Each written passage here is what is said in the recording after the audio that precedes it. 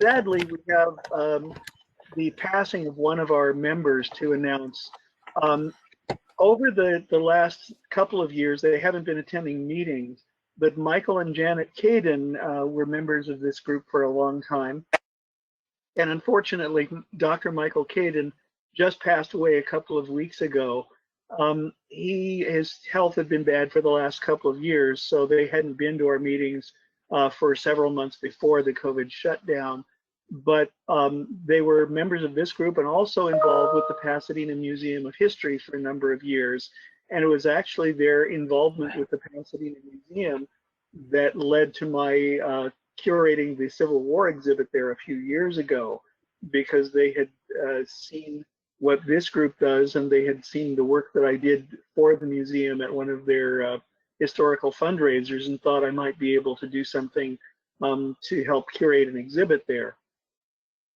Yes, So Dr. Caden's push got me into doing that.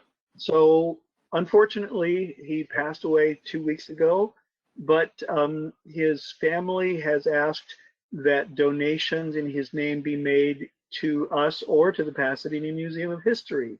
And that was very touching, because both of those places were very important to him over the retirement years of his life, which was not really very retired until the last 2 years. He spent over 50 years as a physician, and so involved with Huntington Hospital and various other places. So he was very busy for a long time, but he had a tremendous love of history, especially of the Civil War. So we want to thank his family for mentioning us in the obituary as one of the places to send money. But I personally want to thank the family, because Michael and Janet Caden were responsible for doing some very cool things involving Civil War history in the community.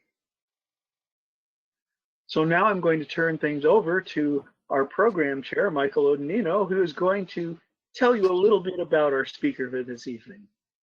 Michael? Thank you, Nick. We're very fortunate tonight to have a rock star, literally, as our speaker.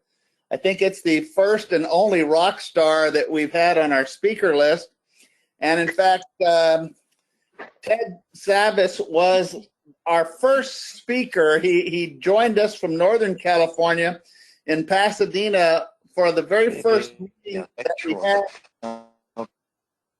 I believe someone else has their speaker on and is being heard. I don't know. Anyway, the beautiful auditorium that we are able to use thanks to our president, Nick Smith, at the Pasadena Central Library. Ted was our inaugural speaker when we obtained that venue. So we're very fortunate to have him agree to do a Zoom presentation, or in this case, a GoToMeeting presentation, a remote presentation for our group. Many of you know that he has, for many years, been the premier publisher of Civil War titles in his company, Savas Beatie. Savas Beatie continues to be one of the key fountains of new Civil War books. In fact, I was at the Manassas battlefield a couple of years ago, and their bookstore was full of Savas Beatie titles. And Ted has been responsible for getting many of the books from the emerging Civil War. That group has been wonderfully benefited by the Savas Beatie Publishing Company. And tonight, Ted has promised me that his presentation is going to deliver to each and all of us in exciting new insights into the Civil War. Now, for many of us who have attended many, many meetings over the years, you don't really hear too much about exciting new insights into the Civil War as a whole. You might get little snippets that you hadn't heard about this person or that particular event. But Ted is going to give us tonight some interesting pieces of information that, correct me if I'm wrong, Ted, will change your view of the Civil War. Please welcome Ted Savas. Ted, take it away. Yeah, I don't know how I'm going to live up to that, but let me do the best I can. Thanks, Michael. It's really great to be back. And I'll try sharing my screen here in just a second, David. So tonight, I mean, I'm not going to read a paper. I'm not going to do anything like that. What we're going to do is I'm going to just introduce you to someone that I'm pretty sure most of you have either never heard of, or if you've heard of him, you know very little about him. And I'm going to introduce you. We're going to go in about knee deep tonight, and we're going to talk about a few things that he did. We're going to especially focus on some of the early war stuff because I have come across some really bombshell information recently, and it's just changed the way I look at a lot of things in the war and Reigns' role in it, and the Union command failures based upon what they knew and what they didn't do. So I'm really excited to share that with you tonight. I'd be happy to stay on as long as you'd like if you have questions. It's never a problem. I enjoy answering the questions, and so I look forward to all that. So David, I'll go ahead and try to share this PowerPoint. Great. And I can't tell whether you can see it now or not. I need to hit something, right? We're not seeing it yet. You should see a screen share option at the bottom of your screen.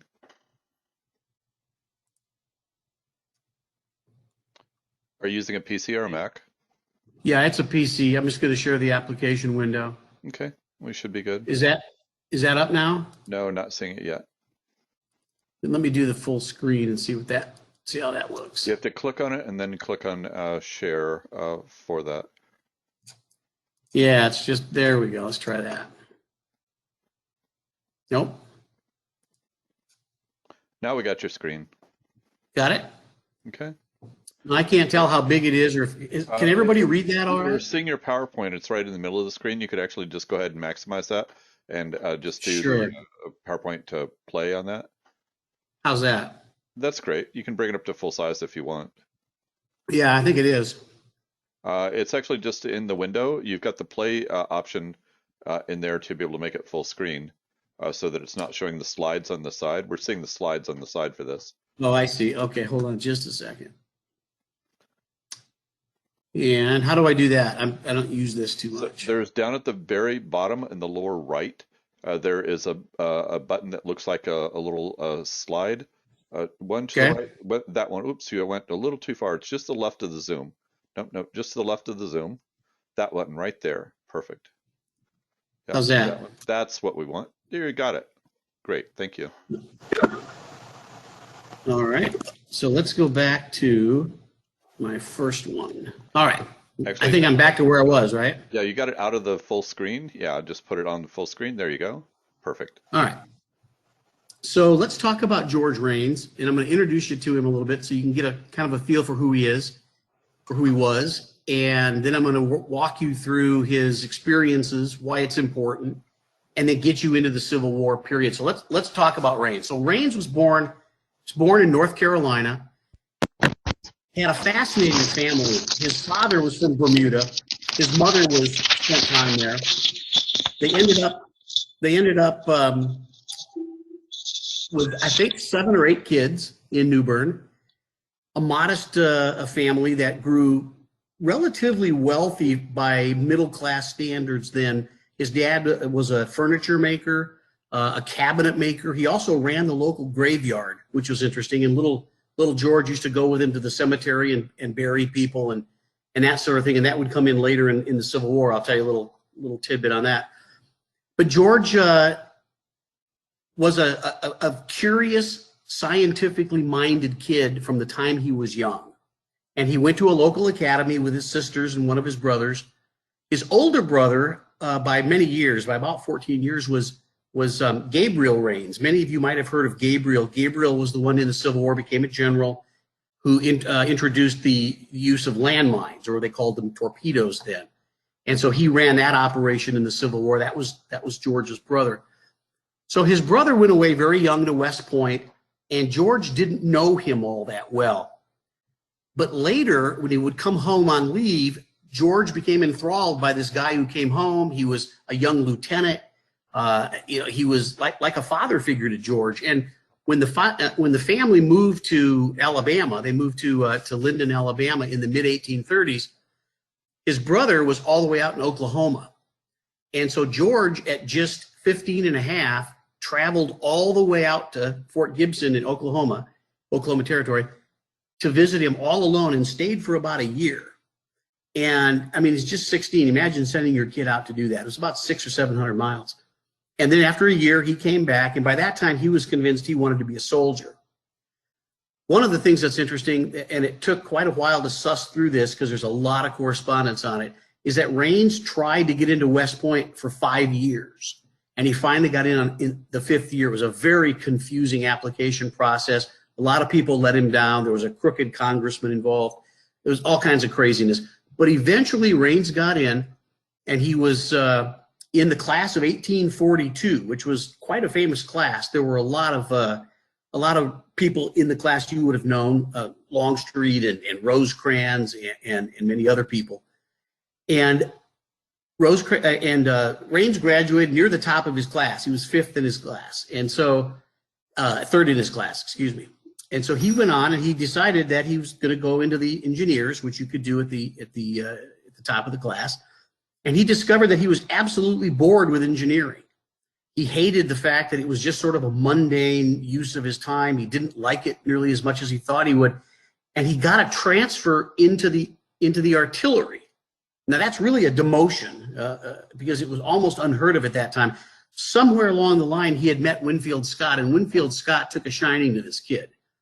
And Winfield Scott agreed to let him go down into the artillery. He went into the artillery. He went right straight to Fort Monroe. And all of this is going to be really important in just a little bit. So I want you to understand his background because it makes a big difference. Well, at Fort Monroe, Reigns decided he didn't like the way things were being done. They wanted to do artillery practice, but he had no artillery experience. They didn't use the guns at West Point. They barely had any information. They didn't let them train. They barely let them shoot. And he wrote a big artillery circular right straight to the Secretary of War and complained. And that, you'll see, it was part of his, part of what you will find was his success recipe, was he wanted to find a way through something or around something or over or under. He never let something stand in the way of blocking him. And so once Reigns was there, he made friends with a lot of people that you'll know in the Civil War once we go on with this. And he decided, he really wanted to teach. And he had an opportunity to go to West Point, and he taught geology and science classes at West Point for almost 2 years. And he absolutely loved it. But the problem then was that the Mexican War was starting up. And when the Mexican War is starting up, Reigns is thinking, look, there aren't a lot of wars, and I want to participate in the war. I'm a soldier. And so he pulled strings again, and Winfield Scott helped get him down to the border of Mexico, where he ran Port Isabel, which is a big logistics base. So for about 8 months or so, Reigns ran a major logistical operation that fed the armies that were moving down into Mexico. Well, that wasn't enough for Reigns. He wanted frontline duty. So he ended up being tagged as Gideon Pillow, who we know of Civil War fame. He became Gideon Pillow's staff officer, his chief aide. And he went down with the fleet. He landed at Veracruz, and he was the first American to enter Veracruz because he was really a spy, which is interesting. He took about 15 or 20 Mexican prisoners of war with a couple other guys, went into Veracruz and negotiated their release, studied the fortifications of Veracruz, came back and drew them, and I've got his drawings, drew them and gave them to the ship captains and to Winfield Scott. So they knew exactly what the defenses were at Veracruz because Reigns went in there and actually saw them firsthand and sketched them, which is pretty amazing. Well, of course, he landed at Veracruz with everybody. They participated in the siege. He went inland with the army. He ended up fighting at all the inland battles, Cerro Gordo as a chief aide to Gideon Pillow. And then, of course, he went and did Churubusco and into the city and Chapultepec. And there's a 90-page wonderful Mexican War diary that he left. It's just partial, which is sad, but we have all of it. All of that big piece, that 90 pages. And he is extremely detailed, a wonderful writer, a magnificent detailer of events. And he also wrote a 12-page letter to his brother that left magnificent details about all the officers and what they did and his opinions of things. And it was amazing. He saw a lot of action and lost a couple close friends killed with him in Mexico. But when the war ended in Mexico, he went back to garrison duty. And so we're looking in the mid-1840s. And again, he was bored. He went to New York. He went out to Chicago. He went to Mackinac Island in Michigan. He was down in New Orleans. He fought Seminoles for just a short time, but there was no real combat, built roads down there.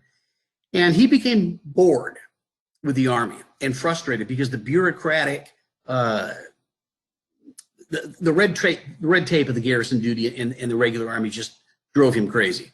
And we have some of his letters during that time, and he just was very unhappy. Well, somewhere along the line, we don't know how or where exactly, although I think I might have pinned it down about a week ago, they had a meeting in New York City with the Aztec Club, and that was people who were the original officers that served in Mexico. They became members of a club, and they had a meeting in downtown New York. And soon after that, he was head over heels in love with somebody named Frances Josephine Ramsdell. And Ramsdell was from one of the richest families on the East Coast. Her father owned part of the Erie Railroad. He owned shipping all over Lake Erie. He ran different factories. He had sort of a vertical monopoly on a lot of different things. And I can't imagine that he would have been very happy to have one of his two daughters marrying a broke Army officer. And Reigns was not only a broke Army officer, he was also the same age as Frances's mother. So he was like 18 years older than the wife he would soon marry. So they got married in 1856, and Ramsdell, it was in upstate New York, lived in Newburgh, and told Reigns, "Why don't you quit the service, come on up, and I will put you in charge of the Washington Ironworks." And this is a big place. I mean, by middle of the war, there were 200 employees. It's a big place. And they made steam engines and locomotives and different kinds of boilers and that sort of thing. And there was no way Ramsdell was going to let his daughter be poor, right? So he wanted to make sure Reigns was set up so that he could support her. And he really, really fell in love with his son-in-law. It's very important to understand that. And they soon had a daughter. Her name was Fannie, and Fannie was born in 1859. And everything was going swimmingly. We've got the census records. We know that he was worth quite a bit of money. He had two Irish servant girls living in the house. They had a big, beautiful home in Newburgh. And life was really wonderful for George and Frances and Fannie. And then the war came. And when the war came, we don't know exactly what they talked about, but we do know that the older man, Ramsdell, was a staunch Unionist. And so the fact that George would leave when North Carolina seceded, he left and he decided he had to go south. The fact that he would leave his wife and leave his daughter to go south infuriated Homer. And what we do know is that Reigns, the best I can tell, he never went back to New York while Homer was still alive. And he only went back once Homer had died after the war, long after the war. So he went down to tender his services to Richmond. And we think he was invited down because they needed somebody to run a big part of their ordnance department, and Reigns seemed to be the guy to do that. Reigns had a friend, and the friend was Hosea Gorgas, and Hosea Gorgas became the chief Confederate of the Confederate Ordnance Office. Gorgas knew Reigns, and their wives knew each other somehow. We're not sure how exactly. And so Reigns takes this convoluted, crazy trip. He goes all the way down to Savannah on a ship. In Savannah, they think he's a spy. He logs into a hotel room. They think he's a spy. It's in the newspapers. It's all written up. Then they find out that this guy that is a spy from New York is on his way to Charleston. And of course, all Reigns was doing was trying to catch ships to get up to Richmond because he couldn't make a direct connection to Richmond. Well, eventually he gets to Richmond, and I have found some really interesting information. he met in a hotel room which is where President Davis was meeting at that time, did a lot of his meetings in a hotel room. He met with Gorgas and he met with President Davis, and the three of them talked about what was needed the most. And what was needed the most was the fact that the South was entering the war with absolutely no ability to make gunpowder on any significant scale at all.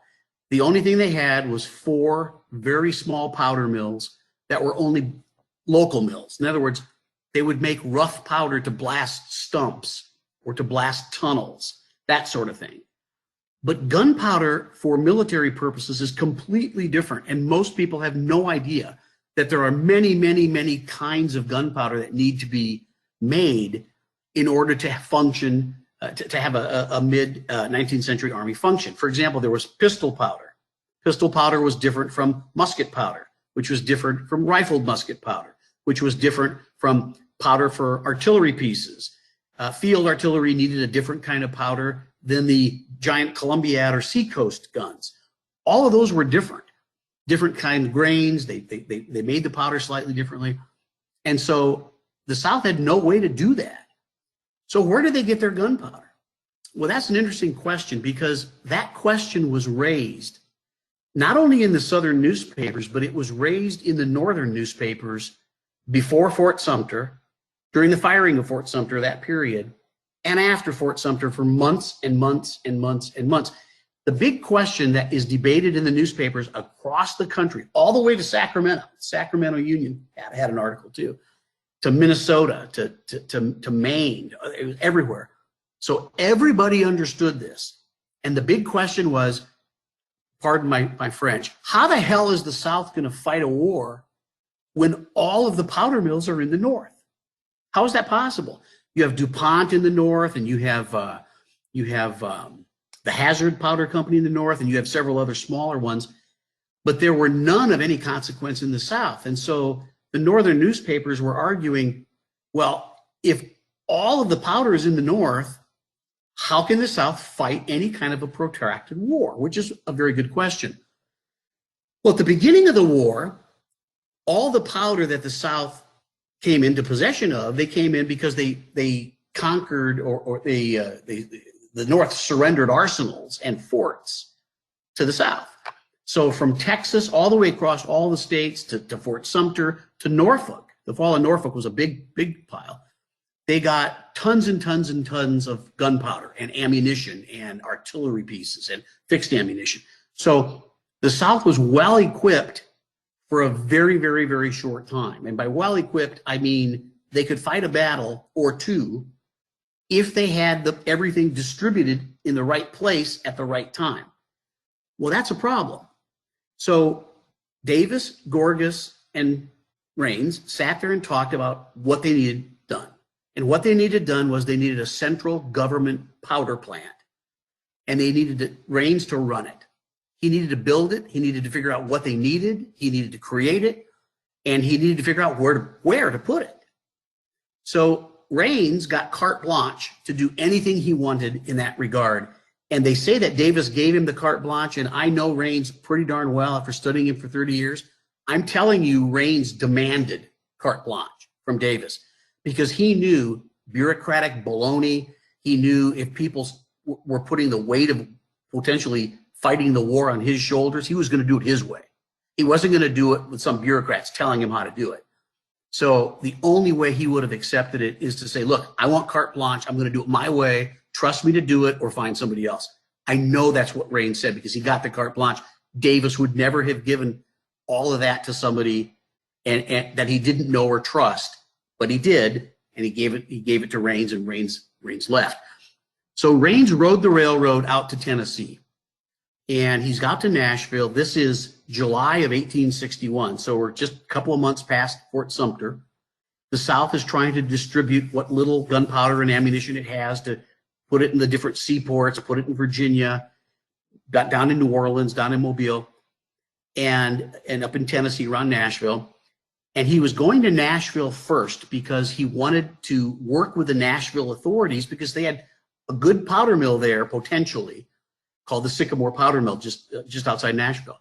So Reigns worked up that powder mill. He worked up another one southeast of Nashville called the Whiteman Mill. And he worked with the governor there to get the whole ordnance industry up and running.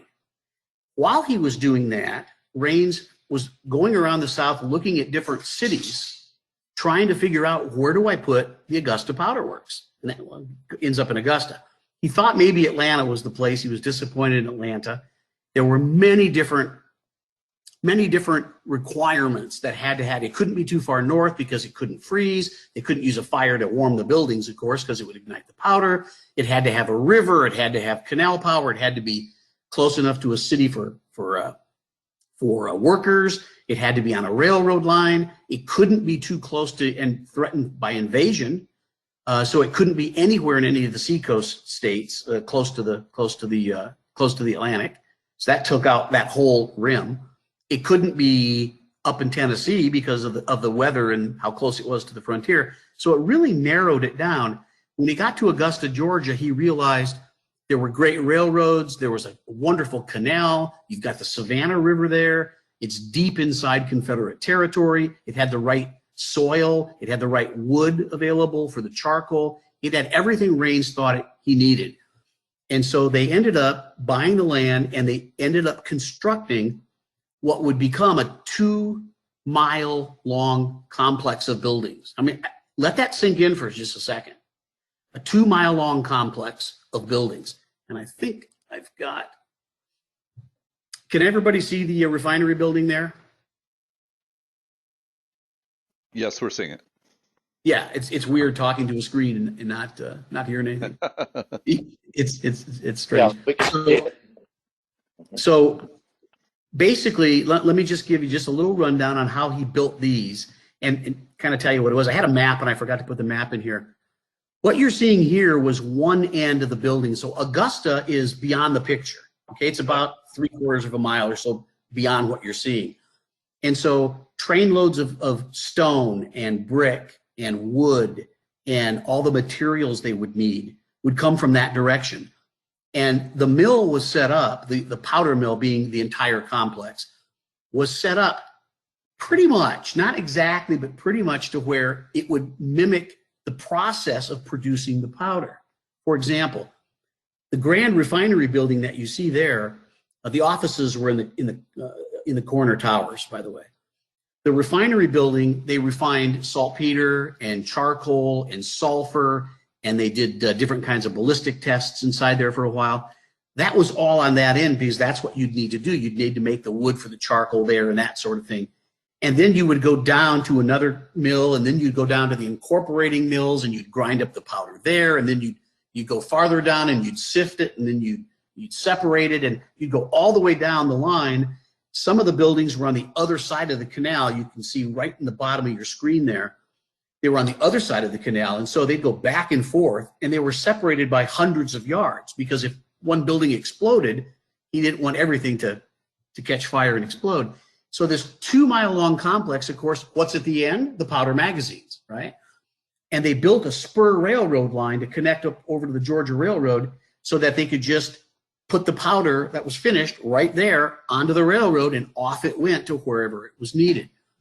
And so it's really interesting, and this is just a little side tidbit. The building on the left you see is the laboratory building. And what's interesting is Reigns didn't think he needed the laboratory building when they first started laying out the buildings in September of '61.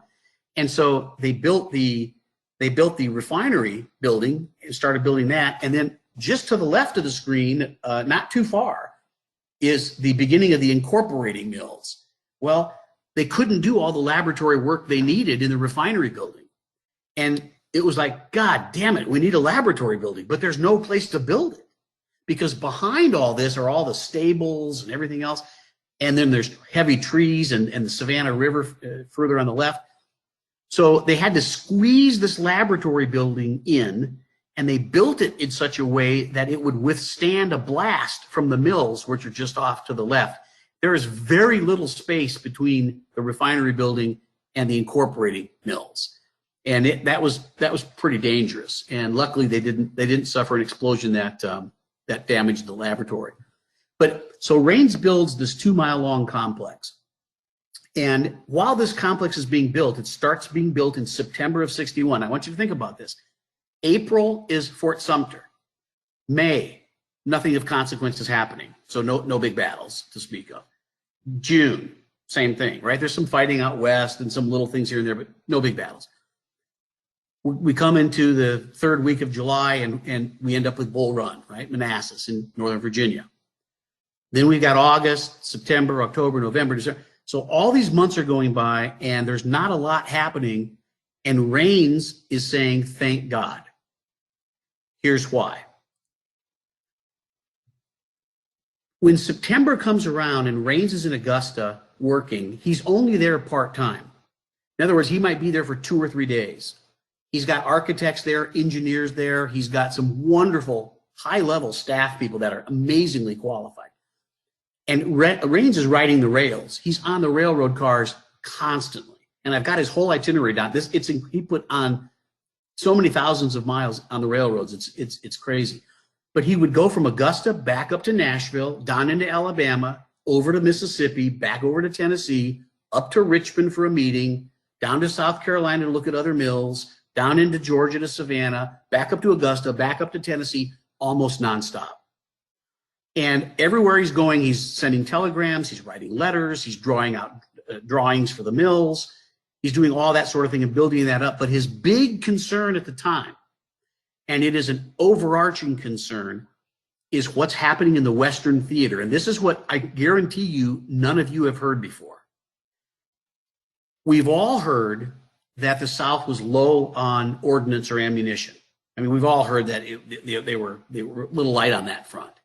You have no idea how light they were on that front. And I'm going to tell you because I've discovered a new memorandum about 30 pages long that Reigns wrote before the war ended. And it was all about his thoughts, what he did, where he went from the beginning of the war to the time he stopped writing, which would have been, I believe it was late December 64, maybe January 65. In September, when Reigns is working in Tennessee and Nashville, he's working in Augusta, he's working in Alabama, a man is assigned to command the Western Theater.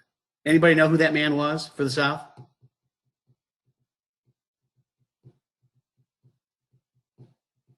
No? Smith? Albert City Johnston, right? Albert City Johnston, Davis's friend, goes to Richmond, comes from California, goes to Richmond, gets assigned a full general, and goes out to take control of the Western Theater. Well, he's going to command, at that time, troops from Missouri, so west of the Mississippi, across to the edge of Kentucky, and then across the top of Tennessee toward the Appalachian, all the way to the Appalachian Range. Well, one of the generals, Polk, decided to occupy Columbus, Kentucky, which was absolutely idiotic and it was just insanity, but it's beyond the scope of what we're going to talk about tonight. But when he went into Columbus, and Columbus is right there in the junction of where Missouri and Kentucky sort of come together down there, he occupies Columbus, and troops from the north and troops from the south move into Kentucky. What that does is it makes Johnson's front about 300 miles long from the river at Columbus all the way across Kentucky through Bowling Green up to Cumberland Gap. That front is about 300 miles. Now, his left also was supported by 2 forts, Henry and Donelson, which are just below the Tennessee border in northwest Tennessee. Johnson's front is 300 miles long. He's got very few troops, about 35,000 troops, I think, spread out over all of that. And there's pockets of men. They're all green. None of them have any experience. And the one thing that was fascinating to me is Reigns talks in his memorandum about the fact that they only had enough gunpowder in the West to fight a skirmish. I want you to think about that for a second. It's September, so the war's been going on for several months. Johnston knows this, and he's mad as hell. I mean, he's trying to get ammunition. He's trying to get a proper gunpowder. He's trying to get the powder he needs for his artillery pieces. And as Reigns talks about it, all the powder that they got in Norfolk and the powder for the big arsenals, most of it went to Virginia because they thought that was where the big battles were going to be fought. They didn't think they were going to be fought initially in the West or at all in the West. Well, the North during this whole period has one piece of information after another, after another, after another, appearing in all the newspapers. The South has no gunpowder. The South can't fight. Davis knew it. Reigns knew it. Johnston knew it.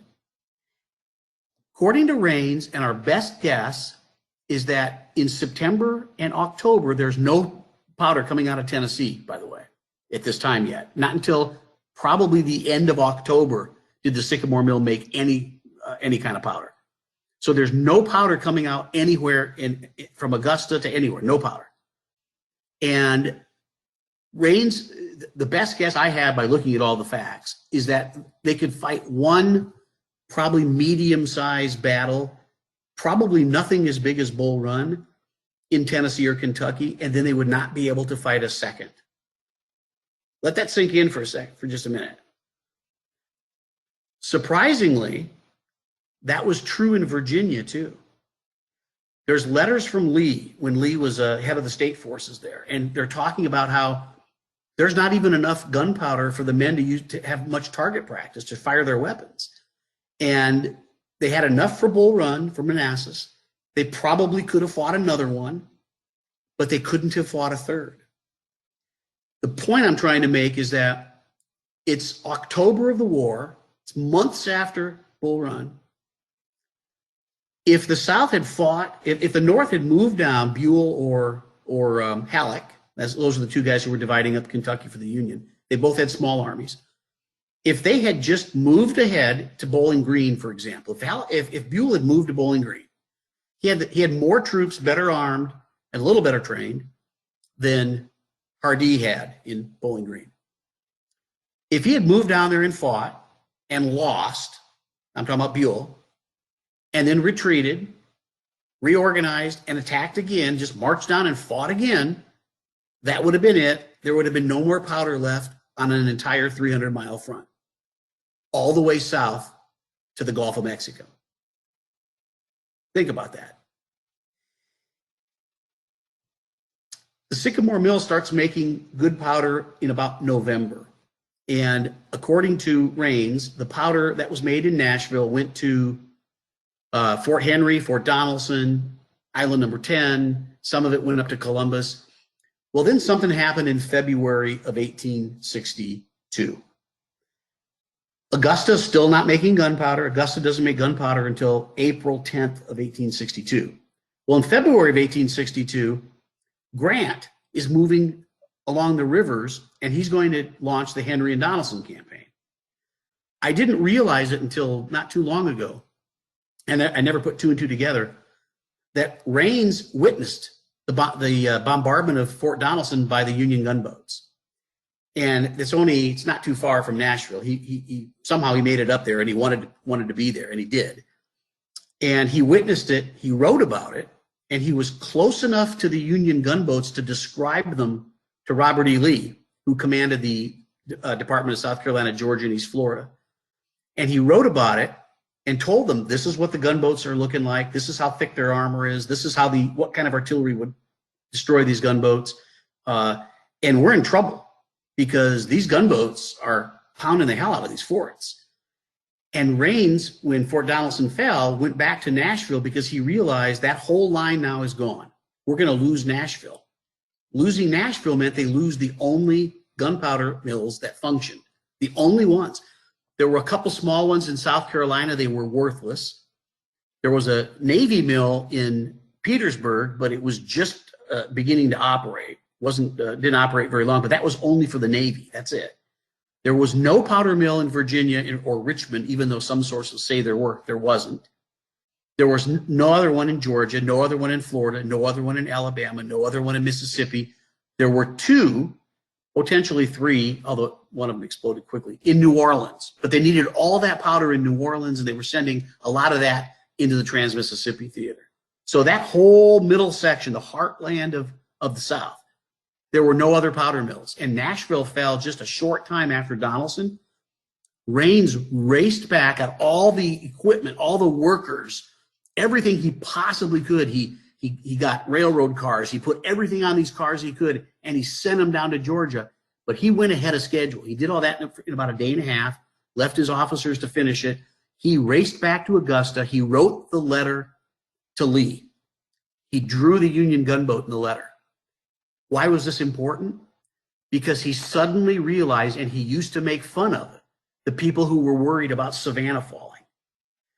And he suddenly realized, my God, if they can take Donelson this easily, and our rifled artillery, the Union rifle artillery, our rifle artillery beat the heck out of Sumter in a day at Masonry Fort, how long is Pulaski going to last in Savannah? And the Savannah River goes right up to Augusta. And he was suddenly very, very worried about what would happen. And so Reigns wrote this letter to Lee, and Lee had no men to spare, and Reigns was the one who was left to obstruct the river. In addition to building everything else, he had to obstruct the river, and he had to find guns to obstruct it. He had to raise local troops to man it. The man was doing everything you can possibly imagine, in between taking trains up to Richmond to meet with Davis and Gorgas every couple months. The man was everywhere. He also was given command of the arsenals in the South, one at a time. He would be sent to Mississippi. He had to go to Holly Springs, Mississippi, and look at the arsenal there and order certain parts. He had to go into Alabama to do that. He went back into Georgia, went to Rome and different places to see that the guns were being cast correctly. Reigns was doing yeoman's work. It was really incredible. Well, when April came around, the powder mill started producing gunpowder. And once April came and the powder mill starts producing thousands of pounds of gunpowder a day, the powder shortage eased. So once it eased, Reigns can breathe a sigh of relief in that sense. However, what else is happening at the same time? All the spring battles of 1862 are starting. Now the war is really starting in earnest. And of course, once it starts, it goes on all the way to Appomattox. And the amount of powder that was demanded of him was incredible. And they would make 5,000, 6,000, 7,000, 8,000 pounds of powder a day out of that 2-mile complex. And it was shipped everywhere. So think about this now. We have one primary powder mill in Augusta producing all of the gunpowder, about 98% of the gunpowder that was used west of the Mississippi River. It was all in one location, and it went to supply all the armies in the field, all of the seacoast guns, everything, except for naval powder. And that came out of Petersburg, and then it came out of a North Carolina mill where they moved it a little bit later. So that's something I want you to keep in mind. So let me see here. All right. Any questions so far? I'd love to just take a few questions if you don't mind. I'm going to go ahead and unmute everybody in there. You'll feel free to be able to ask your questions. You can also put a message into the chat window if you have a question and you're not able to use the audio. You may need to be able to unmute yourself locally to be able to ask questions in here as well. The question I have is, what was the basic formulation that was common to all the various types of gunpowder that had to be made? Besides the saltpeter, what else was there that he had to have, and where did it all come from? Sure. Yeah, and the interesting thing is this is such a complex topic. I'm writing a book on it now, and I'm about 80% done. It's going to be a big book. Wow. Mark Newell. Where's Mark Newell? Is Mark still on? Mark's helping me read it and critique it. I'm really happy about that. Yeah. Who asked the question? Who asked the question? Roy Atherton. All right, Roy. Yeah, whoever asked the question, do me a favor and tell me what your first name is. Okay, it's Roy, and I'm the RA of the corner. All right, so gunpowder came from saltpeter or niter, charcoal, and sulfur. The South had a lot of sulfur because they used sulfur in the sugarcane production. So they had a lot of sulfur. They imported some. Saltpeter or niter from abroad, but most of the niter came from caves. They would scrape out of the soil in caves. And Reigns also oversaw that over a multi-state area The problem with that was all that niter had to be refined and purified, and it was a big chemical process. And he set all that up and helped oversee that as well. And then you had to make the charcoal, and you mix all those ingredients together. The difference in the different kinds of powder was it was the same ingredients mixed the same way, but it was the grains of powder, the size of the grains of powder. The grains of powder for, if you guys have had a shotgun or something, you know how small the powder grains are. The grains of powder that fired those big Columbiad Seacoast guns were the size of hen's eggs. That's how big those grains were. And so it was a big process to get the right powder built, made the right way, and shipped to the right location where it was needed. Janet, you had a question about where was Francis. What we know is that Francis did not come south for about at least a year, and she ended up eventually coming through the blockade. We have no letters between Francis and George. None of them have survived. I think I know where some of them are. I haven't been able to get my hands on them yet. Been looking for 30 years, but I think I found some, but I haven't read them yet. We only know this because George would tell his friends this. Mansfield Lovell, who ran New Orleans, who got a really unfair rap for losing the city, was one of Reigns' best friends, and their wives were very close. And Reigns would say, you know, you're lucky your wife is here. My dear Frances hasn't been able to come through the blockade, and they won't give her a pass to come through the lines. And so eventually she comes through with her daughter, Fannie, and they ended up staying in Augusta. And this is a little side note, and it's very sad. Nobody knew what happened to Fannie after the war, other than the fact she died young. It was his only child. And there was literally no information anywhere. We finally found, not too long ago, that she died in a hotel room in Boston at the age of 24 after laying there and suffering for 22 days. And she had some sort of sepsis in her intestines, and she died at 23 years old in Boston. And that's all we know. Now, George was down teaching in the medical college, so he didn't go back. And his father-in-law was still alive. And so there's no evidence that he went back, but we know that the father-in-law was very mad at him still for leaving his family. And so, but he didn't go back for her funeral, as far as I understand. Also, but it wasn't, he was from the South. Oh God, we've lost it. That's my. So we are hearing some other audio here. If you do have a question for Ted, please go ahead and unmute. But if you are just listening, you can leave your microphone muted. You'll still be able to hear, but it would allow Ted to be able to speak. So I'm going to leave it so that people can unmute. But if we do start to hear some audio feedback, I will mute those individuals just for the sake of our presenter here. Yeah. Ted, Okay, this is hello to Yep. Nina. I was Yep. one. I know you did this on purpose just so I could mention it, but you left out the October 1861 Battle of Bluff, which of course is another major battle that happened in that time period.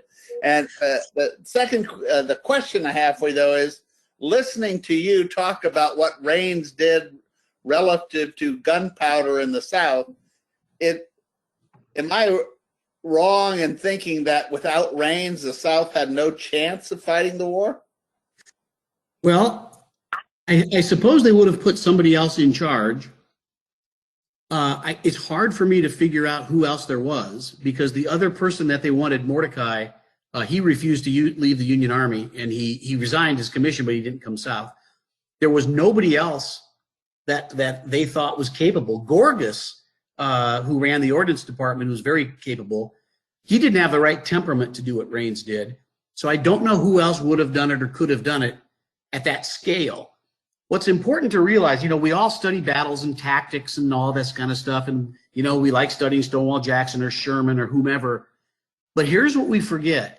You have to back all of this up to realize that if he had been unsuccessful in building Augusta, there would have been no Civil War. Grant would never be president.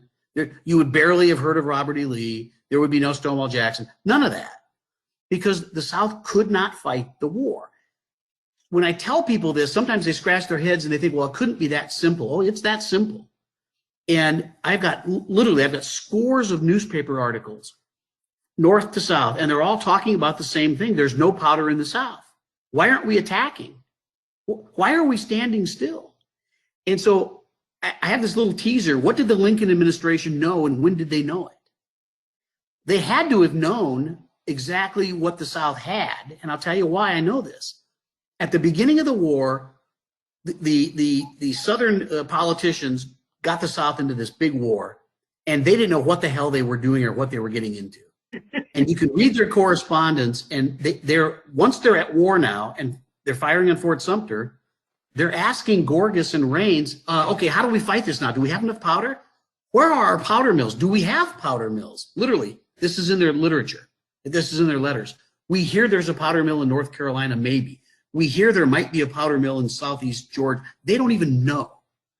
And so when they're asked to do an inventory, and Gorgas goes in front of Congress with interrogatories, and he answers all these questions, he gives them an absolutely precise to the pound inventory of what the South has. Now, where did the South get all that? They got it from Northern installations. Who else had all that information? The Northern Quartermaster Department. So the Stanton War Department had the same information from the quarterly reports and monthly reports filed by all these arsenal people. So they knew what the South captured. They also knew the South had no powder mills. They were all in the North. So if you take a pencil and you take a piece of paper and you sit your butt down and you do a little simple 6th grade math, you can figure out it takes this much powder for this many men to have this many cartridges to fire this long. And you can figure out how long the South can fight. Ted, would Lincoln's frustration with McClellan be tied to the fact that Lincoln understood the deficiencies of Southern gunpowder, and he was even more frustrated, therefore, by virtue of the fact that McClellan seemed content to sit and do nothing? Well, this is an interesting question, and it's one I've asked myself.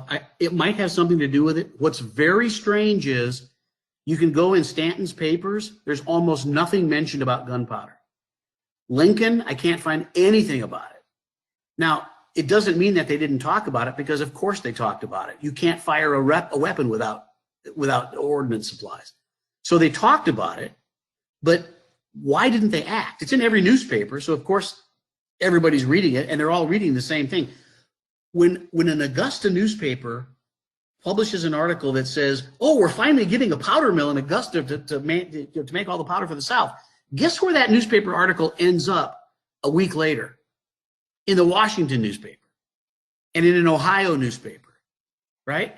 And in a Pennsylvania newspaper. So they're all trading articles, and they all have spies, and they all have reporters all over the country. So they all knew this. So Michael, to answer your question, I don't know. It might be part of it because he wanted them to push hard. But I want to leave you with that and go real quickly, because I know about 10 minutes, I want to talk to you about the rest of the war. But I want you to consider the fact that everybody knew there was no powder. Everybody knew there was very little to be had. But just because you had the gunpowder, you also had to distribute it to where it was needed. So where do you send the fixed artillery ammunition? Where do you send the small arms cartridges? Where do you send the pistol powder? You have to not only, just because you have it doesn't mean you're going to have it where you need it. So they had to distribute it where they thought they needed it, and they didn't put almost anything in the West. So Johnston spent months knowing he could not fight a battle. It's incredible to think about that, and it's true, and that's really to me, it changes the way you look at the way the Union prosecuted the war, and I think it needs a lot of information, a lot of investigation on that front. Because let me get one more thing. I've opened up every major history of the war. Right, from whether it's Jack Davis's or Hathaway's or Stoker's or whomever, it doesn't matter who. Everybody who writes a big history of the Civil War, look inside those books. In almost none of them will you find the name George Reigns. In almost none of them will you find the fact that, in none of them you'll find that Johnson couldn't fight a full battle. None of them say that. Thus, they say, well, Johnson was complaining because he didn't have enough gunpowder. One of them took Johnson's son to task and called him hysterical after the war because he was saying that his father didn't have enough ordnance supplies to fight a battle. And they called the son for saying that in like the Battles and Leaders or some article, the hysterical rantings of his son. Really? His son knew. His son was right. My point is that the historians who were writing about all this are only walking in ankle deep, and they're not asking the fundamental question. Well, if they don't have a lot of ordnance supplies, what does that mean exactly? How much did they have? Did the North know? Well, these are the questions that I'm endeavoring to answer, and I'm positing them to you because I want you to think about that a little bit because it's very important. Let's go on really quickly to the second part of the war. Every time there's a major battle, Reigns follows it very closely. Why? Because he has to know where to ship the powder. He has to know how much to make. He has to know where it needs to go. And so as he's doing that, what's happening to the South? It's shrinking. South Carolina, Augusta was within range of a cavalry strike from the coast for about 2.5 years. It never came. He was worried about it. He talked about it all the time. He wrote letters to the War Department, and he wrote letters to Gorgas, his friend, which were pretty short sometimes. And it was like, and I'm not kidding, do you people understand this is the backbone of the Confederacy? The rail lines from Augusta to Atlanta to Chattanooga, this is the spine. And if Augusta falls, well, you can kiss it all goodbye because we all know the importance of what's going on here. So why am I not getting support? There's not even a man stationed in Augusta. Why? I need troops here. Put a brigade here. Put a regiment here. And they didn't. And it's wild. It's crazy, but they didn't. So as the war is going on and the area is shrinking and shrinking and shrinking, you got Sherman. And I'm not going to give him all the due that this conversation deserves, but I want to just share it with you so you can ask some questions if you have them. When Sherman comes into Georgia, it's May of 1864, and he's driving down against an army under Joe Johnston that ends up, once it gets Polk's troops, has probably something close to like 75,000 men. It's a big Confederate army. He drives all the way to the gates of Atlanta in July, mid-July 1864. Now, once he gets down there, he has ready access to the Georgia Railroad all the way to Augusta. Sherman does. He fights all the way around Augusta, around Atlanta, until early September when Atlanta falls. So he spends, July, August, and a day or two in September fighting there. During that whole period, Reigns is sure they're coming. Why aren't they sending cavalry to destroy what we have here? We barely have entrenchments. They built light earthworks around Augusta, but I've got the map. You can't put a 2-mile-long complex inside fortifications. And so half of it is outside the fortifications. Think about that. You couldn't have protected the Augusta Powder Works at all. So Sherman goes down, Atlanta falls, Hood's army goes north, Sherman's there, he decides, I'm going to the sea, right? And of course, what are they going to do? So Reigns, when they start marching inland, they're sure they're going to Augusta. Why wouldn't they go to Augusta? I mean, that would end the war. But they don't go to Augusta. Sherman feints at Augusta, he feints at Macon, and he skedaddles to Savannah. Gets to Savannah, takes it. In the meantime, Reigns had to make a decision, and the decision was, what do I do with the equipment here? He took the most valuable equipment, put it on rail cars, a big, long train, put it over the river, and put it into South Carolina to protect it. When Sherman passed and went to Savannah, Reigns was shocked. Oh my God, how could that be? How could he bypass Augusta? He goes back, he recreates the powder works. They were down for about 30 days, and it really cost them a lot of powder. But they started making powder again, started shipping powder again. And what happened, a month later, a month and a half later, Sherman moves north into the Carolinas. Well, he does the same thing. He plays Augusta off against Charleston, just like he played Macon off against Augusta.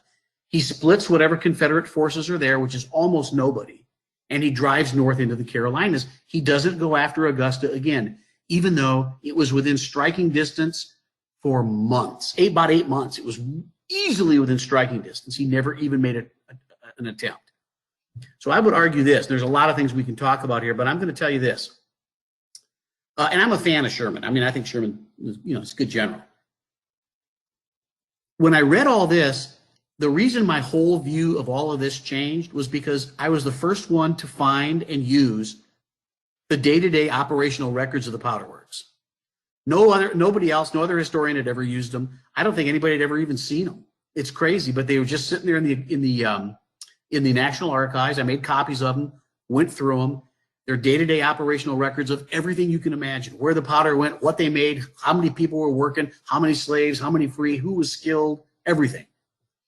And I started looking through that, and it all of a sudden I leaned back and I realized, wait a minute, now I understand the true importance of Augusta. It was known everywhere. And if Augusta had fallen, the South only had enough powder for about 6 to 8 weeks of fighting. And there was nowhere to replace it. Couldn't be replaced. So Sherman was asked afterward, why didn't you take Augusta? And Sherman says, well, I didn't need to take Augusta. This is post-war. I don't need to take Augusta. I didn't need to take it because I cut all the railroads all the way around Augusta so they could choke on their powder. They couldn't ship it. So why did I have to go to Augusta? That's a lie. It's a bald-faced lie. And I'll tell you why it's a lie. When Sherman was in Atlanta and he was heading for Savannah, he didn't know he was going to end up in the Carolinas cutting more railroads all the way around Augusta because the plan was to get on ships and sail to Grant. So when he bypassed Augusta, he didn't know he was going to bypass it because he was going to be in the Carolinas and cut all the railroads, because that wasn't the plan. The plan was to go on ships and join Grant in Virginia. But then when he went again north, he figured, well, that's my alibi, right? I can just, maybe I made a mistake in not taking Augusta, but I can say I cut all the railroads. Well, I looked at the day-to-day operational records. Guess what? Reigns had crews out repairing railroads. Where they couldn't repair railroads, they had wagon trains for the powder. And Reigns shipped tons and tons and tons and tons of powder from the time Sherman could have taken Augusta all the way through to the end of the war. He shipped it to Lee, to Richmond. He shipped it to Joe Johnson. The powder Joe Johnson fought the North Carolina campaign with was the powder that would have been stopped if Sherman had taken Augusta. Wouldn't have been there. The powder that was fought for some of the Western battles, same kind of thing. The Franklin and Nashville could never have been fought without that powder. All of that powder would not have been available if Sherman had destroyed Augusta, which had at the beginning of the March to the Sea had 4,000 troops defending it by that time, mostly old men and young boys. And we've got their telegrams and letters talking about it. So I'll leave you with this. If Sherman was willing to drive south against Atlanta and take a city that did not end the war, because Atlanta fell, the war did not end. If he was willing to do that against an army of 75,000 men and fight against a city that was heavily fortified, against absolute veteran troops, and bring about that kind of bloodshed, and he was willing to send Stoneman on a raid 100 miles south of Atlanta. And he was willing, and there were cavalry raids all over the place. I mean, look at Price's raid in Missouri, covered, 1,000 miles? You mean to tell me he couldn't have sent a division of cavalry up when he had Hood's army pressed against Atlanta? What were the Confederates going to do? He couldn't send a division and a battalion of guns and an infantry brigade? He had a railroad now. He could go right up the railroad to Augusta, 130 miles. He never even tried. And so I would argue that when you think about the importance of Augusta, now that you know it, very few people know it, when you think about that, when you think about how Sherman is praised constantly about the brilliant campaign when he marched to the sea and the brilliant campaign going into the Carolinas, I would leave you with this. Open up every book that's ever been written on the March to the Sea, the Georgia campaigns, and the Carolina campaigns marching to the Carolinas. Open every 9 out of 10 don't even mention Reigns. 9 out of 10 don't even mention the Augusta Powder Works. And do you want to know why? Because all these people writing on the war, They don't know. They had no idea. And mostly, not all of them, and a lot of these people are my friends, they're not conducting their own original research. They're taking what one or two people have written and they write it again and they rewrite it again and they rewrite it again and they rely on those sources, and they're not conducting primary research in the specific important areas where they should have been. Because the questions you have to ask is, why was Augusta, there's a powder mill in Augusta, how was it? Nobody asked these questions. Where are the records? Nobody asked, nobody cared.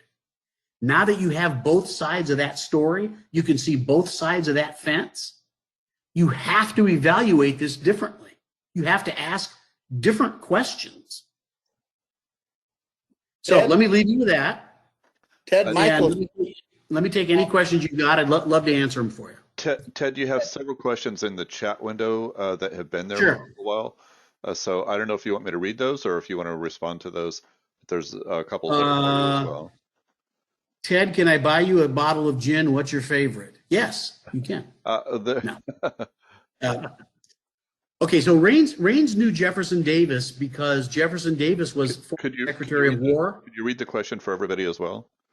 Yeah, how did Reigns know Jefferson Davis? Jefferson Davis was Secretary of War under Franklin Pierce, so he knew all the old Army officers. That was a small club. It was a very small Army. And so he knew who Reigns was. He knew his background, and he knew people who knew who Reigns was. So by the time Reigns went to Richmond, he would not have just shown up in Richmond and said, hey, I'm here, you know, what, can I get commissioned?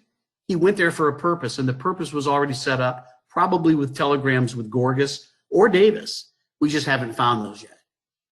And Davis trusted him because the people that knew Reigns and Reigns's background trusted him. And so you've got this long personal conversation with Davis, and that was when Davis said, yeah, okay, you're the guy, and you can do this. And that's how that came about. If we visit Augusta today, is there anything left in terms of ruins or the museum? Yeah, the only thing that's left, did I put that in there, the obelisk? No, I didn't. If you go on to Google or one of the search engines and type in Augusta Powder Works, you'll see today the only thing that's left is that big chimney in the middle of the refinery building. There it is. The building back here was the Sibley Cotton Mill. They knocked everything down about 10 years later. The North did. And the excuse they used was the buildings were all falling apart. I don't believe that. I honest to God, I don't believe it. Because the buildings were mostly brick and stone. They were built to high levels of quality. You're telling me those were all falling apart in 10 years? No, no way. They didn't want a monument to the South. They tore it all down, but they left the obelisk. And so what you see, that obelisk there is still there. You can go up right to it, and it's beautiful. The canal's there, but there's nothing else there. All those buildings, the whole 2 mile complex, it's all gone. Nothing else is there. I also noticed something you may be of interest here, Ted. Yeah, I started out writing that book, right? Let me back up really quick, and I promise I'll make this fast. I started researching this 30 years ago, and I collected a lot of information. I wrote a couple of magazine articles, and then I had kids, and I'm practicing law, and then and I just got sidetracked, and I didn't finish it. And then with a bunch of friends down in Augusta and elsewhere, we put together a book called Never for Want of Powder. The big colorful drawings, all the blueprints of the plant. I think I was with Mark Newell when we found those, but we were in a small museum in Georgia, and they didn't even know they had them. And they were buried in these drawers and stuffed here and there. And I explained to them, these big blueprints are all the handmade blueprints to all these buildings. And so then they promptly locked them away in a vault and wouldn't let me use them for research because I was from California. No Yankee was going to write Georgia history. That's true, actually. I made good friends there, and they opened them up to me, and they let us use them. And we put them in that book in 2007, published by the University of South Carolina Press. And it covers all the sort of gunpowder stuff and the making and the science of it and all that. I thought I was done with Reigns. And then I decided I was going to do something on this, and that would be Sherman and the Georgia campaign. And as I started gathering all my material together, I realized I had 3 times the material I thought I had. I didn't know I had collected so much over the years. And I started sifting through it, and I thought, you know, Reigns deserves an absolute full biography because he was an important guy, and nobody's going to write it if I don't do this. And so I've been spending the last year 2 or 3 hours a day writing, finishing up my research and writing, and I'm about 80% done now with writing. And that'll be a completely different book. And when I'm done with that, I'll take some of it out and put it in this and get this done. Michael O'Neill here. I have a question for you. You've persuaded me that Sherman made a mistake in not going and taking out the powder works at Augusta. And obviously he knew it was a mistake because he tried to justify it by suggesting that he had cut off the powder, even though he hadn't really, by allegedly destroying all the railroads. My question, though, is, although we can fault Sherman for that, where is the Union command? I mean, somebody in the North, as you said, it was in all the newspapers. They knew about the Augusta Powder Works. They knew it was the key gunpowder supply for the South. How is it that there was this failure across the board in the Union command to not target Augusta and the powder works there? It just blows my mind. It's baffling. Made a very baffling. case, but I'm saying, how is it that the Northern leadership has never been indicted for that utter failure? It's crazy. There are orders from Grant to Sherman when Sherman's getting ready to start the Georgia campaign, and you always see the first part of the order in every book you've ever read.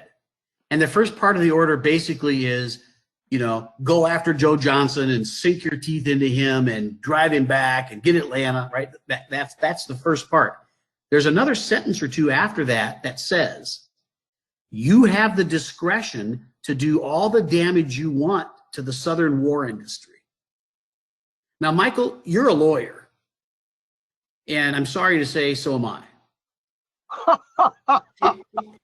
Notice you're the only one who laughed because everybody else knows that, you know, lawyers, man. You know. If you have the discretion to go into Georgia and create all the damage you can, would that not give him the chance to go to Macon and take their laboratory in Macon and Central Arsenal there and go to Augusta and take the only powder works in the entire South? Of course it does. So, in other words, it was in his orders. It was part of his orders. He could do that. In May, he could have done it. In June, he could have done it. Did it actually mention, or did it just say? No, it said war. I don't remember the exact wording, but it said war industries or ability to make war or ability to continue, go against their industry, that sort of thing. To me, that does not absolve the leadership of the North, because that should have been a specific target, not a general. Yeah, go absolutely. ahead. No, absolutely. I'm just amazed that no one in the North has ever been held accountable for the utter failure of knocking out what would have essentially ended the war for all practical purposes. And not even for all practical purposes. It would have ended the war. Here's how we know. The South could only make a certain amount of powder at a time and ship it. And remember, he's supplying all the powder. I mean, everywhere. And when you look at how much powder is burned off in a Chancellorsville or a Shiloh or a Gettysburg or whatever, as soon as they have a big battle or a big campaign underway, you see the powder works gearing up, and you see them shipping large quantities up to the Richmond arsenal to put into cartridges and that sort of thing. And so Reigns is trying to keep up with all this, but there's only a certain amount in reserve. So if you look at that last half of the siege of Petersburg, none of that would have been possible if the powder works had been destroyed in June or July or August or September or October. Wouldn't have been possible. If they shipped all the powder he made up to Virginia, then the Western Army would have had nothing. Charleston would have had nothing. Savannah would have had nothing.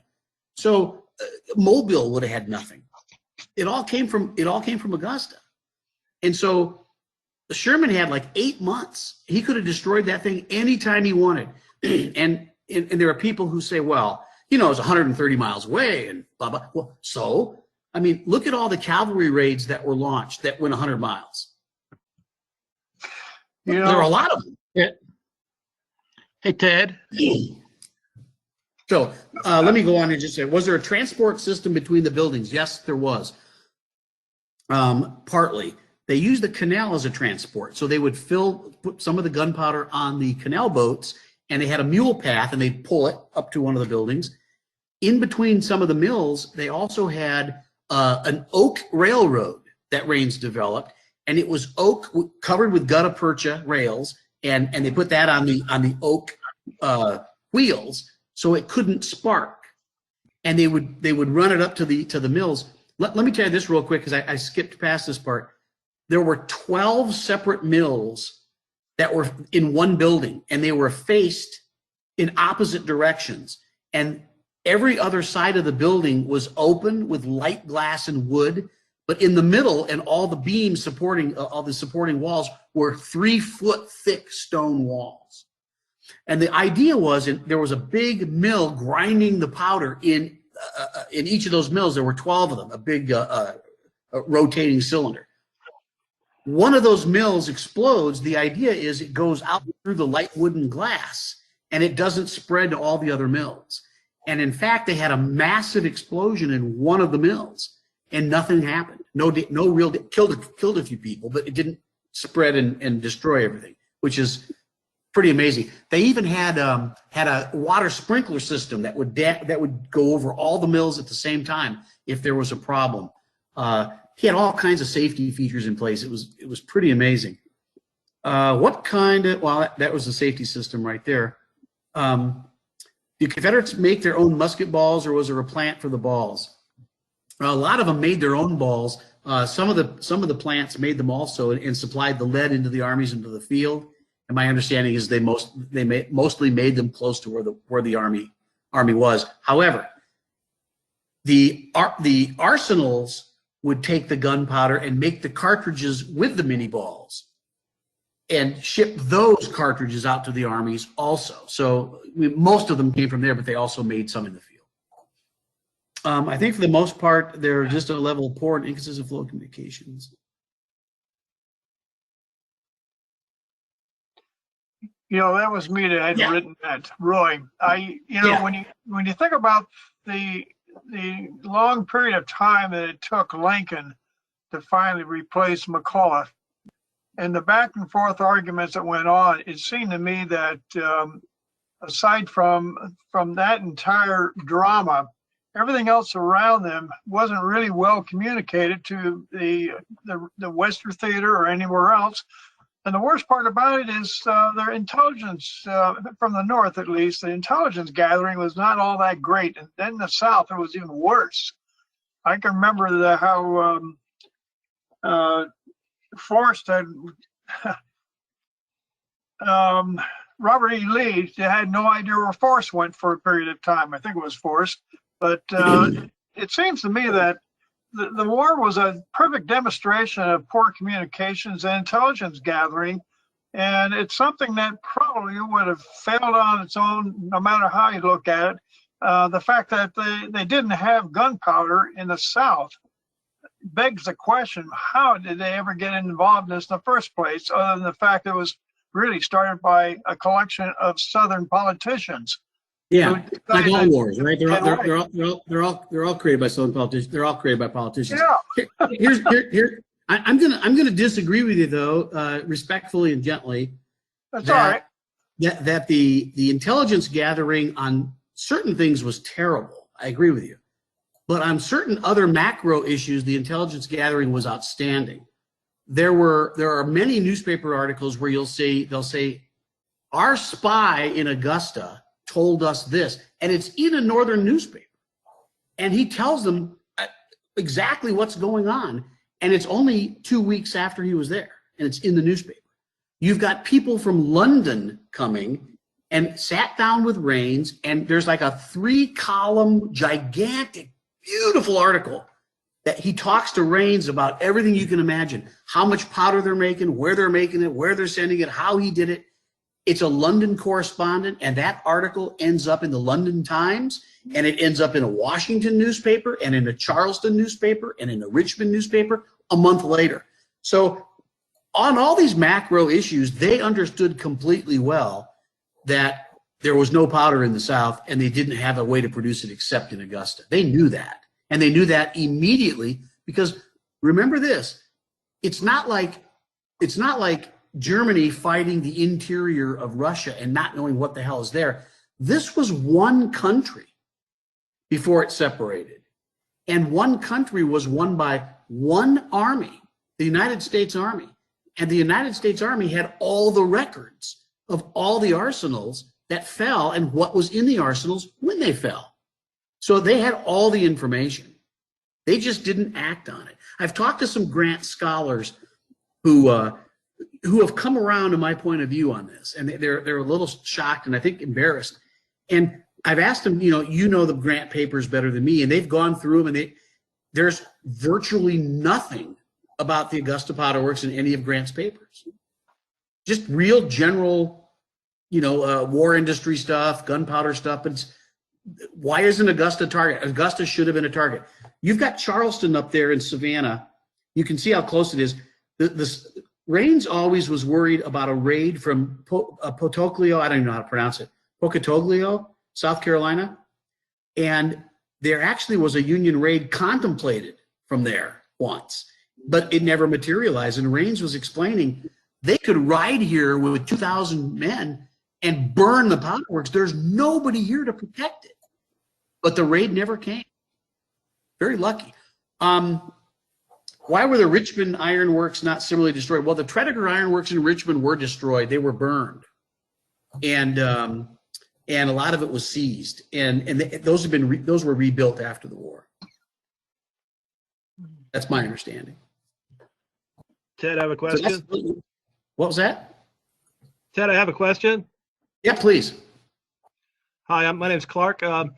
The Schofield Union General after the war thought that Sherman's march to the sea and through the Carolinas was more of a giant raid than anything else.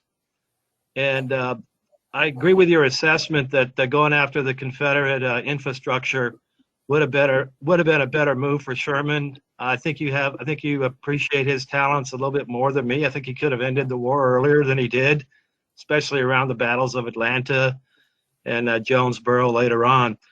But how much sooner do you think he might have been able to shorten the war if he'd have gone straight for Augusta, then Columbus, Fayetteville, and then Petersburg? The war would have been over in the summer, late summer, '64, because the South couldn't have continued fighting.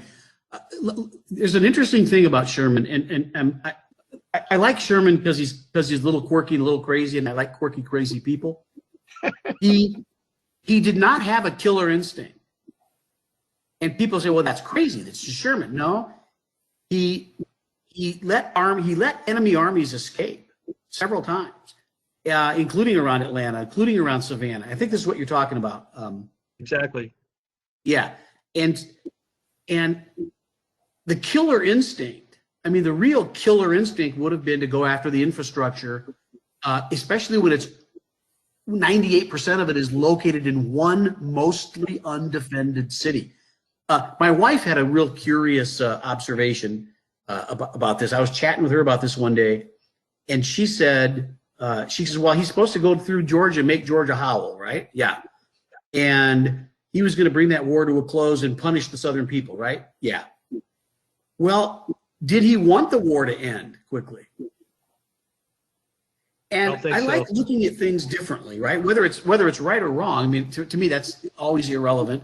The question is, think differently, right?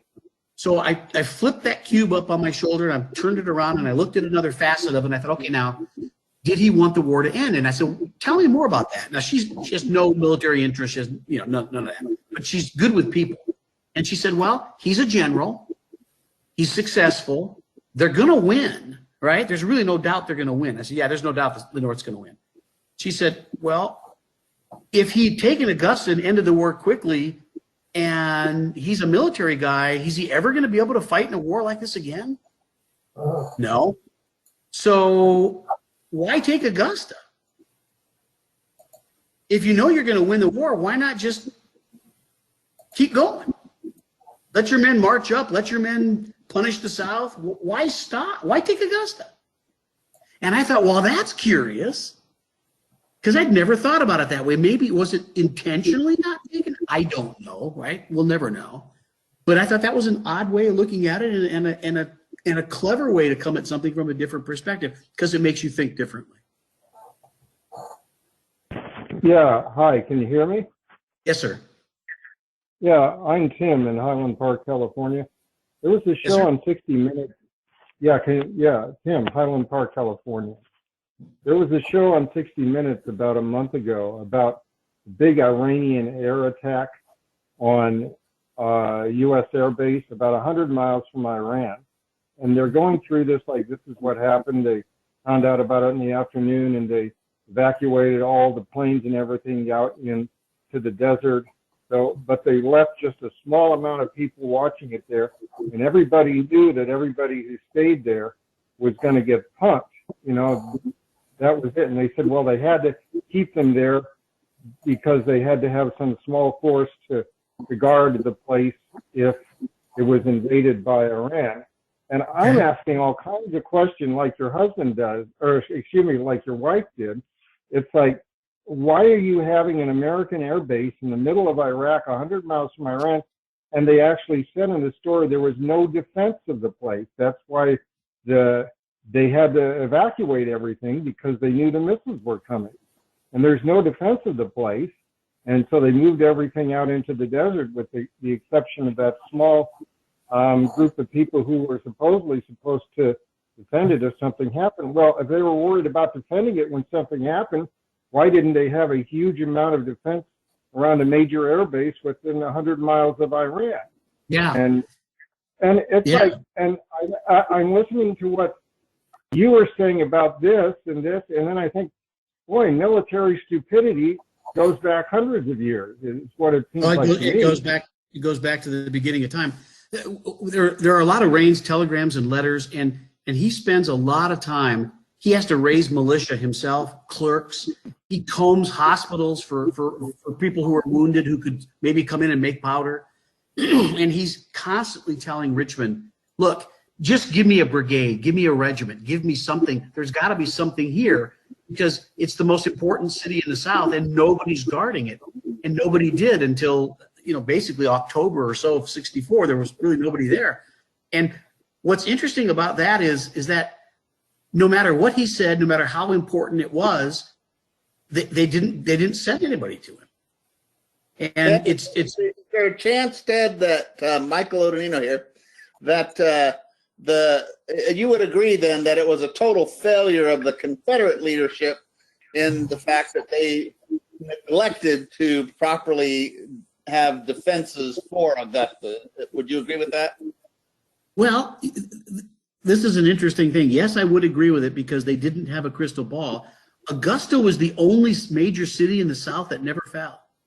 But my question, if you would agree that it was a failure of the Southern leadership not to properly defend a critical infrastructure component such as the powder works at Augusta, could we say that the failure of the Confederate leadership to properly defend it kind of misled the North about maybe it's not that important if the South isn't even trying to defend it? Yeah, no, I don't think so. I think that, no, because the North knew it was the only place that they produced powder at scale. That's a more damning indictment of the entire Northern leadership, not just Sherman, but everyone, the entire War Department, yeah, all of them, for not targeting Augusta. I still am amazed that the entire Northern leadership, not one single individual, has acquitted themselves well with regard to such a critical component of the war. Yeah, absolutely. And what's interesting is, and I'll get to that question about what happened to Reigns after the war in just a second. If you look at the cities in the Confederacy, Augusta was, I am convinced, and I wasn't until I did the research, I'm convinced Augusta was the most important city in the South. And the reason I can say that is because if Augusta was gone, the South couldn't fight for about another 6 or 8 weeks. That's it. It was done. And so if you reverse engineer that to the very early part of the war, we were talking about McClellan earlier and Halleck and all those guys. If you take Irwin McDowell and he fights and bungles his way through at Bull Run and he gets his gets his butt kicked and he goes back to Washington, if they had let those soldiers rest for a week and sent them back out again and they lost again, the war's over in the East. Now, if I told you that, you'd go, no way. Oh, yeah. 2 big battles, and that's it. That's how little they had. Now, you ask yourself, well, why was the South fighting any battles at all? The reason is because they didn't think it was going to be a long war. Most of them still didn't quite believe it. Davis thought it would be, and he was planning for it. Lincoln probably thought it would be a long war, but a lot of people just didn't really think it would be. Maybe 1 battle, maybe 2. Oh no, they were wrong. Well, if Davis hadn't planned in advance, the South would have been in real trouble. Will your book, Ted, be clear in indicting the entire Northern leadership? Well, I'm gonna put all the facts out there, and I'm gonna let people reach their own conclusions. You found a publisher? Actually, I've been offered it by a couple presses, but no, I'm going to do it my way, and I'm going to publish it myself because. When do you expect it to be out? I'm excited. I can't wait to read it. Maybe about a year, 9 months to a year. Do you have a title for it yet? My title is it's very rough. It's called "The Lifeblood of the Confederate War Machine." George Washington Reigns, the Augusta Powder Works, and the failures of the Union High Command. Well, we're going to look forward to it. And the Battle of Ball's Bluff. Thank you. So, Reigns after the war, Reigns, I know I suffer from biographer's bias, and I fight it all the time. But Reigns was a true genius. I mean, the guy was a genius. He ends up teaching medical college. He is used as an expert witness in murder cases to figure out poisons and different kinds of things, which I didn't know. I read it in some newspapers a short time ago. So he taught in the medical college for a couple of decades in Augusta. He didn't go back to his home state, North Carolina, and he didn't go back north because Homer was still alive. His wife would go back every year. His daughter went back, and she finally moved back when she was about 14 and stayed in the North. So he didn't see her a lot when she was older. And of course, she died at 23 or so. Reigns finally retired, and his wife was getting a little ill, and they went back north. Homer was dead, and they went back and they lived in Newburgh for the last 8 or so years of Reigns' life. Here's what's really interesting to me, too. I love family dynamics. His wife had a brother who was an officer in the Orange Blossoms Regiment. I think it's 118th Pennsylvania. He was badly wounded at Gettysburg with the powder George made. And they would sit around and have dinner around the table. I wonder what their conversations entailed, right? Reigns died in 1898. His wife died in 1917. And when Reigns died, he left Civil War diaries, and they've never been found. And his letters are beautiful. His handwriting's beautiful. He's the most interesting, perceptive, intelligent guy. And he left Civil War diaries, and damn if I can't find them. And I have looked everywhere, and I just can't find them. But what I did do just recently is I found a picture of his daughter, Fannie. And I just happened to find it, and it was misfiled in a little teeny museum in Newburgh. And it was found up there, and I have a beautiful copy of it. And it was right before she died, because she looks to be in her early 20s when it was taken. So that's cool. There's no picture of Frances Ramsdell, Reigns' wife. There are no pictures of her. And she's from a rich family. Where are they? We're looking. There are no letters yet. We don't know where those letters are. There are no pictures of the family together. So it's a strange thing. There's no survivors of the family to date. Yeah, there are. There's several different lines, and I really kick myself. one of the descendants of Francis's sister. So it would be her great-granddaughter or granddaughter. I was corresponding with her, Ruth Holden, a lot. And she sent me, this was back in the late 80s, early 90s, and she sent me some information they had, and she sent me a book that one of the daughters wrote, a recollection of Fannie. That's how I know a lot about Fannie, personality-wise, because I've got about a 20-page recollection of her. And she was very artsy and music-wise, and she was never healthy. She was never a healthy child. And so she sent me a lot of stuff, and she had a lot of family insights, and she said, I know there are letters. I'm looking for them. I saw some of them. I saw the first letter Francis ever wrote to George. I've got that letter, and I need to send it to you, and I need to find it. And then she died. And I keep writing to family survivors, and I can't. None of them will answer. That's sad. Yeah. So they're around, but I haven't given up yet. Well, Ted, thank you so much for joining us tonight, and I think you've got. Michael, can I answer one question somebody wrote? Michelle Zach wrote, was he a slave-holding family? This is really quickly, and I know it's getting late. When he was raised in Newburgh, his dad had indentured servants, and they had 2 young slaves, which is very odd. They lived in the city. They were a middle-class kind of family. I thought that was interesting. I only know that because they were on the census, the 1830 and 1840 census. Then what's interesting is when Reigns went north and worked in Newburgh, he was there for 5 years. I think his views of things changed a little bit. He came south because his state seceded, and they looked at the country a little bit differently than we do today. Their states were much more important in their outlook on life. But the newspaper in Savannah or Charleston, I don't remember which one, they thought he was a spy. Remember that? Well, they wrote about that, and they said, here's this northern industrialist. So they knew who he was, and a known abolitionist. So he might have adopted his father-in-law's views. So I thought that was pretty interesting. Now, Reigns never talked about slavery. He never owned slaves during the war. So that stuff just never came out. I don't have any other information other than that. Thank you. I hope that helped answer your question, Michelle.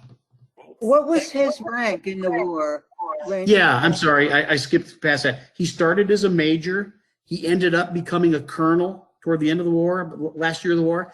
There are some sources that say that he was nominated to be a brigadier general, and it just wasn't confirmed in time because the war ended.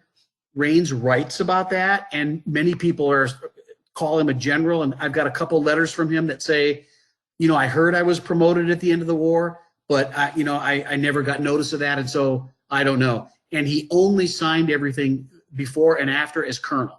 He never signed anything as a general. Huh. Wow. Ted, thank you. Yeah, thank you, Michael. Really appreciate it. My title suggestion for your book is How the North Unnecessarily Extended the Civil War for Years. It's true. It's shocking when I got this memorandum from Reigns. Yeah. Well, thank you so much for taking the time to share these amazing insights. And I agree with you. It gives you a completely new look on the Civil War. And I'm sorry, Michael. One more quick thing. I want all of you to think of one thing. When you read about the Civil War from now on, you know about Augusta. When you read about it, think about what the writers are talking about. They're skipping past all the logistics. Think about the lack of activity in the North when all they had to do is fight and lose and win. Fight, lose, they win the war. It's wild. And so think about that when you start assessing policy, because we need to have a different kind of conversation going forward about Northern policy, because something's really off and it needs to be discussed. Well, thank you so much. And I will tell everyone next month, right now we have tentatively scheduled Thomas Jefferson to be speaking on slavery in America. We have a number of great speakers lined up. I can't promise they'll be as good as Ted, but they'll be good. And so once again, thank you so much, Ted, and hope everyone has a wonderful evening. My pleasure. Thanks, Thank you for staying. you. I appreciate it. Thank you. Thank Great, you. great discussion. Thank you. Thank you. If you guys have any Yeah. questions, just send them. I'll be happy to answer them. Oh, great. We got it. Thank you. Thank you.